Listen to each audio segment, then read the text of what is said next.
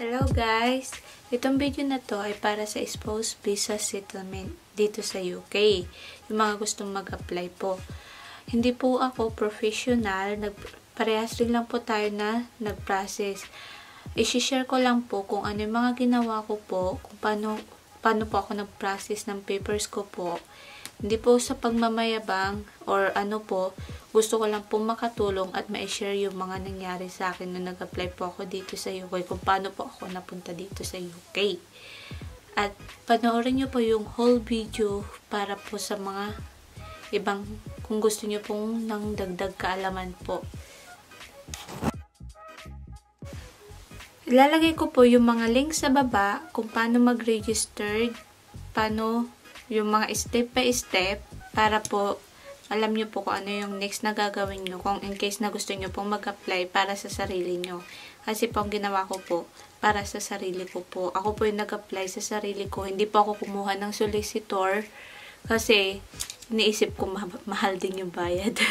Pero kung gusto nyo kumuha ng solicitor, may pambayad kayo na malaki, pwede rin po kayo magpa-apply sa solicitor nyo. Pero kung gusto nyo kayo po mag-apply mismo para ma-experience nyo rin kung paano mag-process ng sarili nyong papers. Una po, magre-register po kayo sa, ilalagay ko sa baba, yung link. Tapos po, pagka-register nyo po, maglalagin po kayo. At tapos po, step by step kung paano po mag-fill up, kung paano po gagawin yun sa next. Just watch it lang po. After nyo po mag-login, may 3 categories po doon. At may isa pang tanong bago kayo makapunta sa next level. Meron po doon mga mayroon po sa baba na tatanungin kung anong type of visa ang kukunin mo. So, ang lalagay mo, kung magsisettle ka, type of visa settlement. Kung ano yung purpose of application mo is settlement din. Tapos po, yung type of application is wife, kung wife ka or husband. May 8 categories po yun na tatanungin sa inyo. Yung una is part 1, passport and travel information.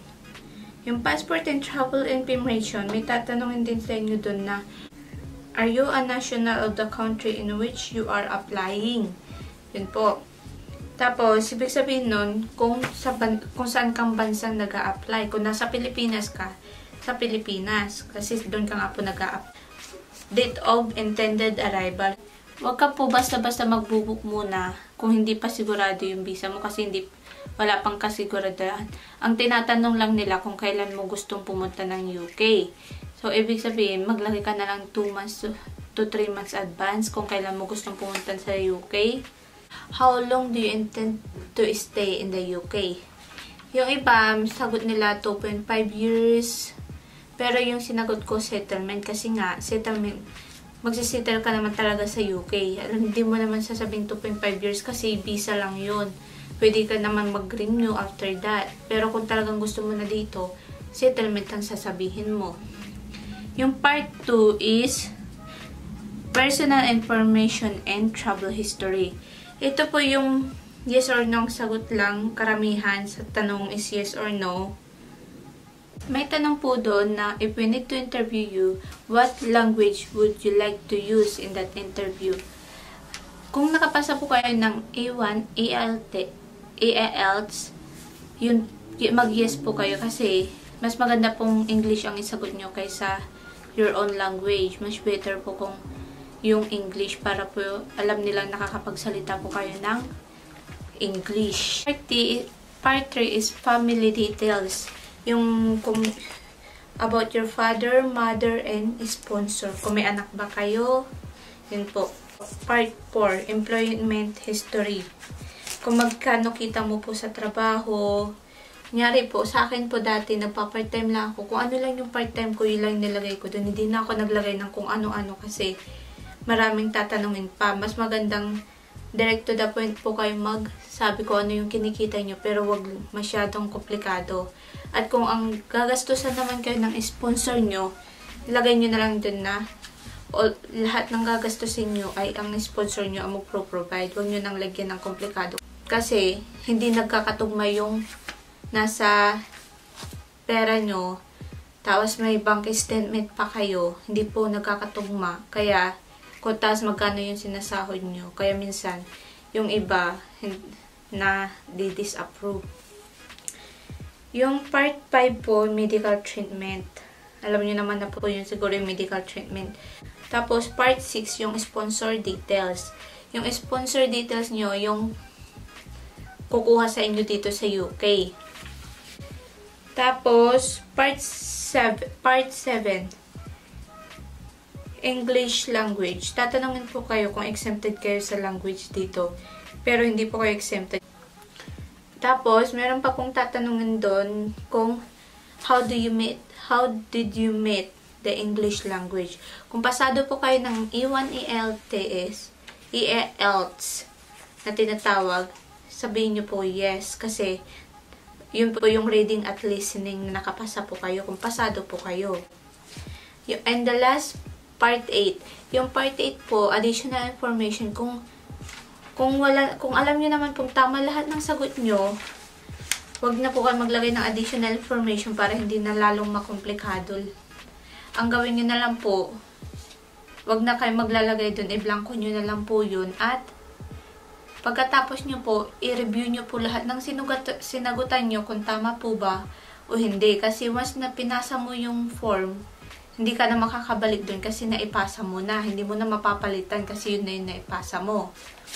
At pagkatapos po nun, sa biometric appointment po, kung meron po kayo mas malapit na visa application center dyan sa lugar nyo, dun na lang po kayo magpa-appointment para hindi po kayo mahirapang bumiyahe.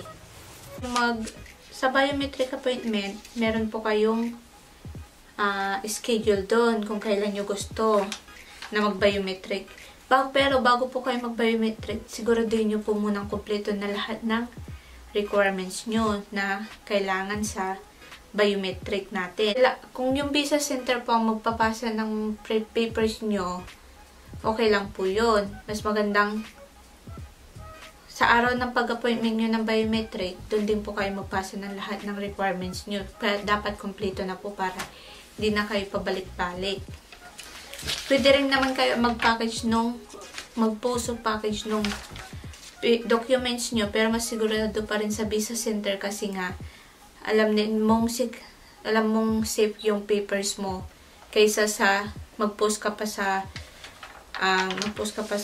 post office. Pagkatapos niya po mag-book ng appointment,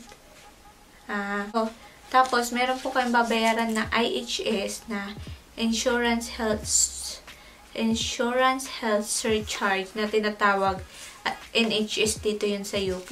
Yun yung mga kailangan nyo magpagamot, yung para sa doktor na para libre kayo dito, may babayaran po kayo. Tapos po, pag bayad na po kayo ng IHS, meron pong mag-i-email sa inyo ng receipt. Kailangan nyo po ipaprint din nyo para naman meron po kayong pakita. At bago kayo pumunta po sa biometric, kailangan may pakita nyo rin yung confirmation email na sinend sa inyo. Magpapaprint po kayo ng Appendix 2 form. Ilalagay ko rin po sa baba yung link niya. Ang Appendix 2 form may 18 pages po siya. Hindi naman lahat yun sasagutan nyo kasi yung mga importante lang na sasagutan. Huwag nyo pong sagutan lahat kasi yung iba hindi naman talaga yung tinatanong lang nila pero hindi naman talaga yun lang mga part na pwede nyong sagutan. Yung part 1 is yung kung kailan kayo nagkakilala, kailan kayo nagkita, kailan kayo kinasal, ilang taon na kayong kasal, kinasal ka ba dati, yun po. At ilang taon ka na, ilang taon yung asawa mo. Yung part 2 is your accommodation and other details. Kung saan ka titira dito sa UK. Kung sa inyo ba yung place, nagre-renta ba kayo, sa bayanan mo ba, sa pamilya ba ng asawa mo. Lalagay nyo po lahat doon. Yung part 3, financial requirements. Yung financial requirements, magkano kita ng asawa mo, anong trabaho niya, yung wages niya. Yan po. Meron din naman po dun yung part 4. Maintenance to those exempted from the financial requirements. Tapos, meron din doon part 5. Hindi naman na huwag nyo nang sagutan masyado yung part 4 kung hindi nyo naman kailangan sagutan. Part 5, continuation and additional info. Yung part 5, continuation and additional info, kung wala naman kayong ilalagay doon, kung wala kayong nakalimutan, huwag nyo nang ilagay yun. Yun lang po yung sagutan nyo. Huwag na kayo magsagot doon para hindi maging komplikado. Important documents you need to pass. Bago po kayo mag-biometric, ito po yung mga kailangan nyong ipakita ipasa para, hindi naman po lahat pare-parehas tayo ng pinapasa, pero ito po yung mga pinasa ko nung nagpasa po ako ng requirements. Una po, yung printed online application form, yung una nyo po, yung niregister nyo po, ipaprint nyo po yun. Pangalawa po, yung appendix 2 form na pinilapan nyo yung 18 pages. Tapos po, passport ID din po kayo. Passport ID nyo. Kasi kukunin din nila yon. Yung IHS number, di ba po nagbayad po kayo, may confirmation po kayo, confirmation email doon. Yun yung may nakalagay na IHS number, yun yung lalagay nyo sa taas ng nyo po, application in case na dapat ipaprint nyo rin po yun para sigurado po. Tapos, birth certificate nyo po original. Sa akin, pinasa ko birth certificate at saka sinumar ko. Saka marriage certificate. Tapos, ito pa po, yung E1ELs nyo, kailangan meron po kayong E1ELs certificate, yun yung nag-exam po kayo. Kailangan nyo po yung mag-exam kasi yun po yung isa sa requirements. Importante. Tapos po, magpa-medical po kayo ng tuberculosis. Isa din po yun sa requirements, yung tuberculosis certificate kailangan nila. Ang pinasa ko pa po, yung sponsor letter. Yung asawa ko, nagsulat siya na siya nga po yung lahat ng gagastos sa akin dito sa UK. At nagsulat din yung biyanan ko na gagastusan niya din ako. Na silang bahala sa akin pagdating ko dito sa UK. Tapos, photocopy ng sponsor nyo. Yung passport niya, photocopy nun, pinasa ko rin. Tapos, relations ng documents. Kunyari po, yung mga picture nyo noon, na mga, kung ilang taon na kayo, mga picture nyo para na i-indicate nyo rin lahat kung saan nangyari yon.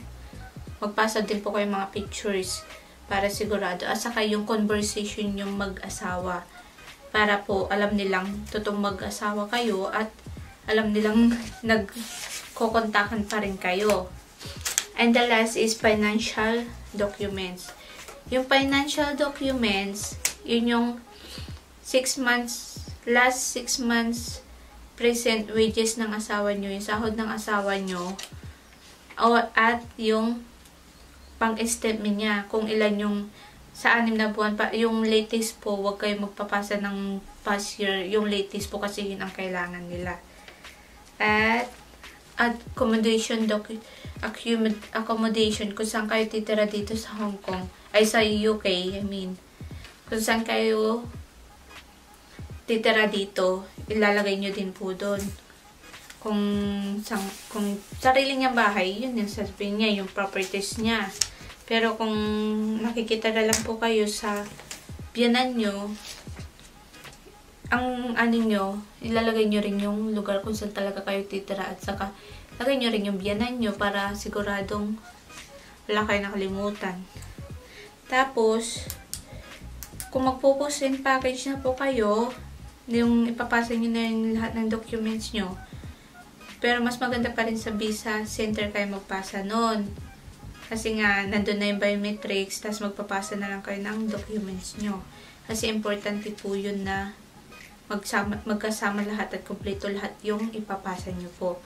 Ang ginawa ko po is priority visa for magdadalawang buwan din po yun. Pero, mas maganda na yung ordinary visa lang kasi hindi naman mahal. Yung priority visa is mahal. And, yun po.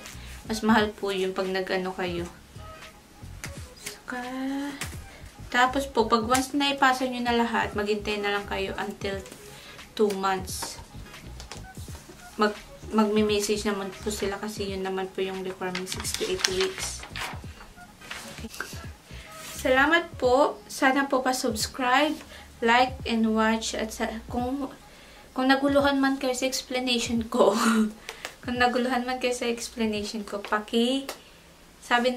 paki-comment sa baba para alam ko kung ano yung sasagot ko. Kung may katanungan po kayo, sasagutin ko po para makatulong po ako sa inyo na makapag-process ng papers kung sakasakali po. Sa hindi po nakakaalam ng EILTS, ito po siya. Ito po yung exam na mag-i-speak kayo at makikinig. Speaking and listening. Kung makakapasa po kayo, ito po siya. Ito yung result niya. Iisa lang, A1 passed.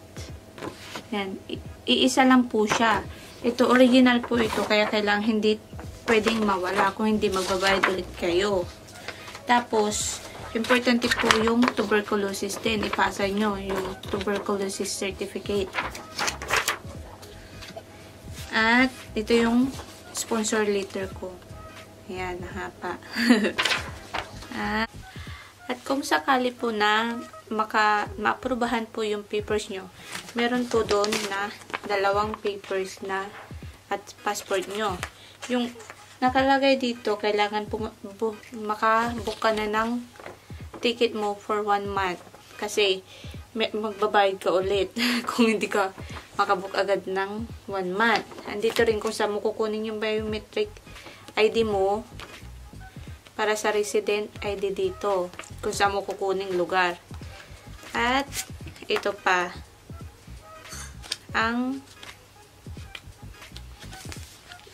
gold na po siya, gold. Yan po, pag ano ka ng settlement visa.